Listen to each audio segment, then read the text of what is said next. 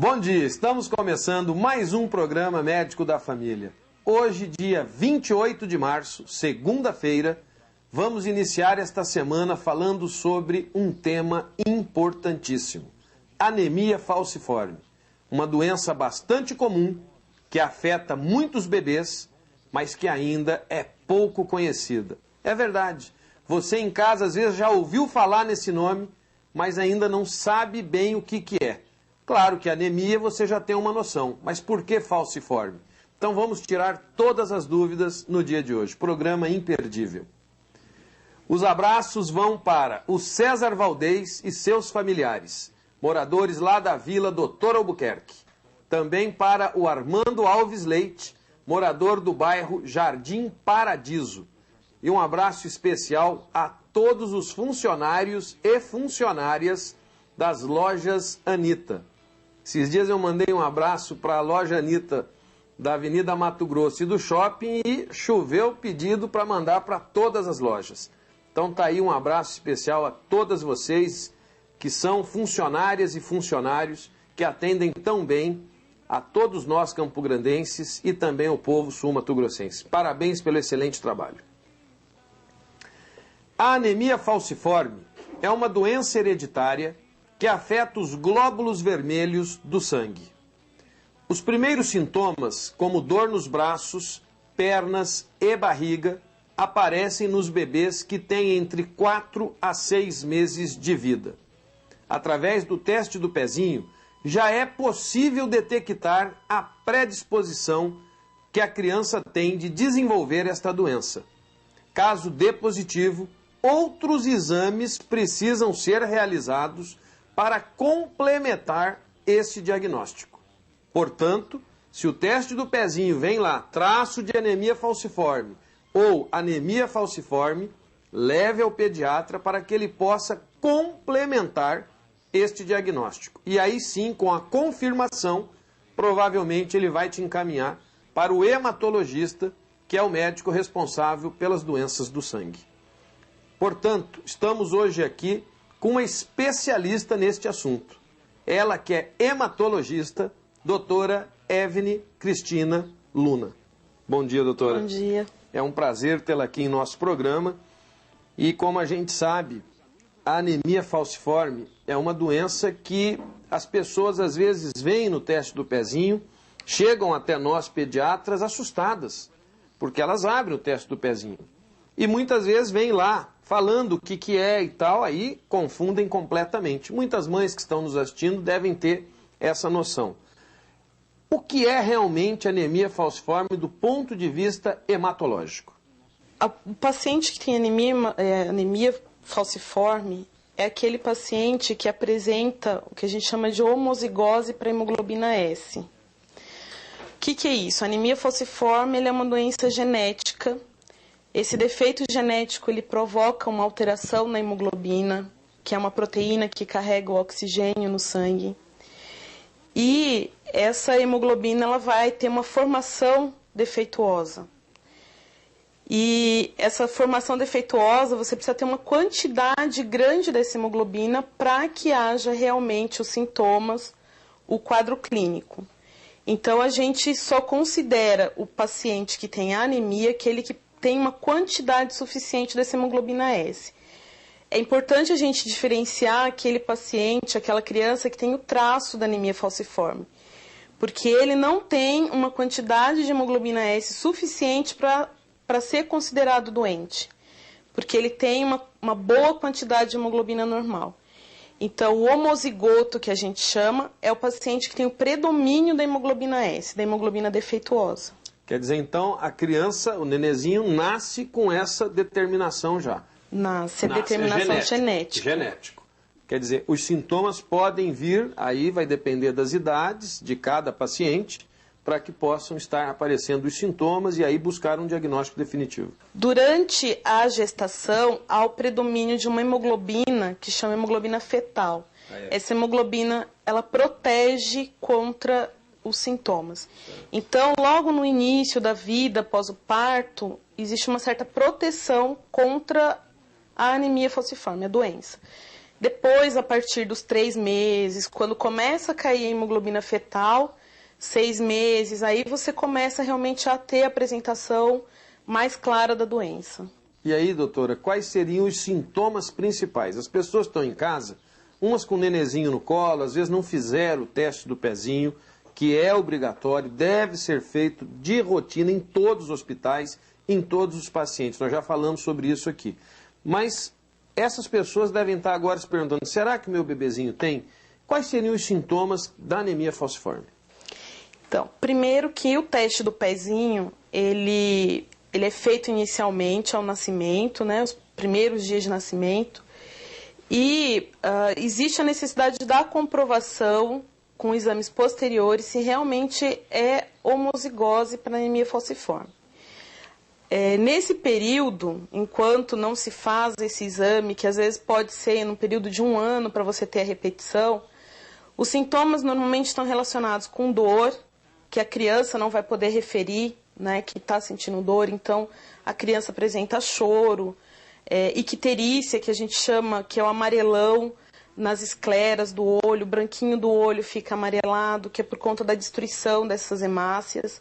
A urina fica mais escura, né? Existe o que a gente chama da síndrome mão-pé, em que a criança, a partir dos 3 meses, ela pode apresentar inchaços nas mãos, com vermelhidão, e nos pés, com dor mesmo, né? Movimentação. No caso, a anemia também. Então, assim, são sintomas até um pouco inespecíficos, né? Mas... Cada criança ou cada paciente tem um tipo de sintomas, né? Pode ter ou não a síndrome mão-pé, né? E normalmente, assim, aquela criança que vai chorar porque ela tem realmente o quadro de dor. O teste do pezinho, ele é importante por causa disso, o diagnóstico precoce, antes de ter o sintoma, de esperar o sintoma, né? E aí, se você tem esse teste do pezinho positivo, mostrando o indício, você vai buscar, através de um exame específico, a confirmação. E como que é feito esse diagnóstico, então, confirmando a anemia falciforme? Então, nos primeiros dias, você tem a hemoglobina fetal junto com a hemoglobina S, isso é que vai aparecer no exame do teste do pezinho. Depois, você vai ter que fazer o exame já com essa hemoglobina fetal baixa, que aí a gente opta por fazer em torno de 1 ano, para você ver o que predominou, se apareceu a hemoglobina A, para confirmar se não houve erro laboratorial, para ver se realmente está tendo predomínio da hemoglobina S. É um exame específico, a eletroforese de hemoglobina. Eletroforese de hemoglobina. É específico para ver que tipo de hemoglobina que tem. Isso. Certo. E aí, se tem a hemoglobina S, fecha o diagnóstico. E é importante também fazer porque existe associação com outras hemoglobinopatias, né? Que também tem que ser confirmados. Às vezes associa com talassemia, às vezes associa com hemoglobina C. Então, esse exame é difícil de ser feito, doutora Eve? Esse exame é feito pela APAI. Não é difícil, já é preconizado essa repetição quando eles têm a suspeita já no primeiro teste, né? Já é feito, já é chamado essa mãe para levar a criança gratuitamente. E também, se você tem um filho maiorzinho e queira fazer, também é feito através da rede pública, se for realmente preciso, aí o médico é que vai estar prescrevendo e vai estar solicitando, né? Doutora, existe cura para anemia falciforme? Essa resposta a senhora vai nos dar logo após os nossos comerciais. É rapidinho, já já voltamos.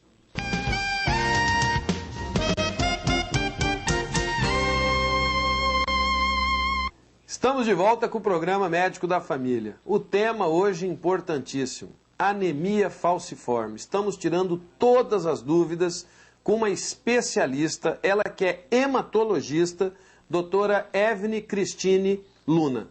Doutora Evne, eu lhe perguntei no bloco anterior, existe cura para anemia falciforme? Existe um tratamento que prevê a cura, que é o transplante de medula óssea. Não é um tratamento que é utilizado rotineiramente, porque nem todos os centros de transplante de medula óssea estão preparados para fazer esse tratamento para os pacientes. Ele tem que ser muito bem indicado. A gente tem que, esse paciente ele não pode ter muitas complicações decorrentes da doença, tem que ter doador compatível e a gente tem que ter uma ligação com esse banco de sangue, com esse hospital que faça o transplante. Então, não é rotineiro esse tipo de tratamento. Alguns centros já estão começando a fazer aqui no Brasil, a título, inclusive, de adquirir prática para poder conseguir aumentar a quantidade de pacientes. No momento, que a gente consegue mesmo é o controle da doença, né, através do uso de medicações, que hoje a gente tem uma medicação que é fornecida pelo Sistema Único de Saúde a todos os pacientes e que ajuda muito, diminui as internações, diminui as crises e as necessidades de transfusão. Acredito que no futuro breve a gente possa indicar com mais facilidade o tratamento curativo. E aqueles pacientes que não vão para o transplante de medula óssea? Existe um tratamento para melhorar, para manter, para ter uma qualidade de vida melhor. Como que é feito? Até pouco tempo atrás, mais ou menos 10 anos, que é pouco, né, para a medicina, o tratamento era baseado em analgesia, tratamento das infecções e transfusão de sangue. Hoje a gente tem uma medicação que ajuda muito o paciente na redução das crises, o paciente interna muito menos, que é a hidroxiureia, que é fornecida pela Casa de Saúde. Existe um protocolo que é determinado pelo Ministério da Saúde e essa medicação ela está realmente fazendo com que esses pacientes tenham uma excelente qualidade de vida em relação ao que era antes. Quer dizer, então, que se tem um paciente com anemia falciforme, independente da idade, está diagnosticado, o médico vai solicitar essa nova medicação lá na Casa da Saúde do Estado? Sim, ele tem que fazer, dentro do protocolo, ele tem que ter os exames, né, que façam com que ele, que a saúde, que comprovem a doença e que ele tenha indicação para essa medicação, que não tenha problemas hepáticos. E é gratuita também? É gratuito o medicamento. É difícil ou é acessível? Porque tem coisa que a gente fala aqui, eu já tenho que falar logo, o meu telespectador sabe. Porque se é difícil, a gente vai buscar as facilidades. Não, a dificuldade maior é que a gente tem alguns momentos em que essa medicação falta na rede. Né? Essa é uma dificuldade. Vem do Ministério da Saúde? Isso é determinado pelo Ministério da Saúde, o governo é que compra esse medicamento. E existe a falta periódica da medicação. A gente tem que preencher esses papéis de 3 em 3 meses. Então, existe toda uma burocracia, mas não é nenhum medicamento impossível de ser conseguido. E vai tomar o resto da vida? Sim. O resto da vida.